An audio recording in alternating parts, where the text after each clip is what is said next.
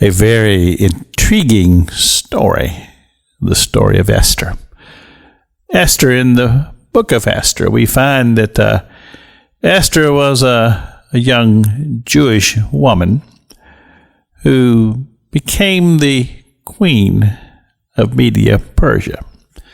And working behind the scenes was her uncle Mordecai. And he was the one who was tutoring her and instructing her that she would find her place in such a powerful position of prominence. Well, here's the story.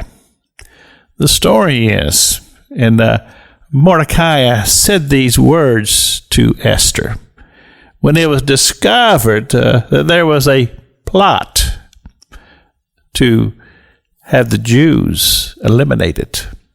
And Mordecai, he went into mourning when he discovered this plot.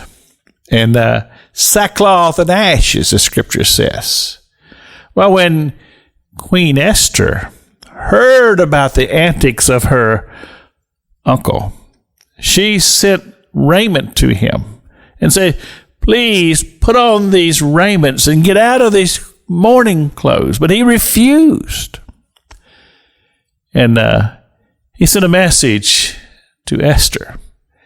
And he said to her, he said, "Do you think that just because as you are in this position as queen, that somehow or another, when this thing comes down, this plot to destroy the Jews, as I said yesterday, to destroy the seed line of Christ, do you think that somehow or another you will be exempted?"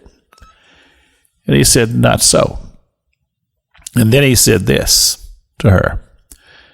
He said, "It's very possible that you have been brought to this great position for a time such as this." And of course, the time such as this was that God had strategically placed her in a position to where she could be responsible for the salvation of her people.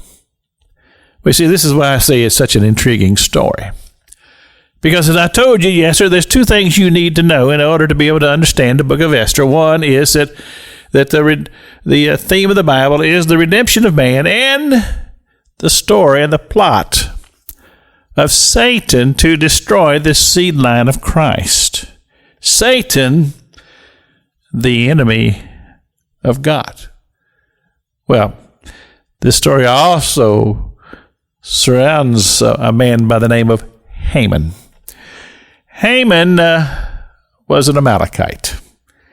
And it's interesting how that even though God had declared to Moses and to Joshua and to Saul that the Amalekites were to be eliminated, utterly destroyed, somehow or another it hadn't happened. And here was this Amalekite there in this position to wield his power to destroy the Jews. It's a very simple principle. A lot of times we think that that which is evil, it's all right just to keep a little bit of it around.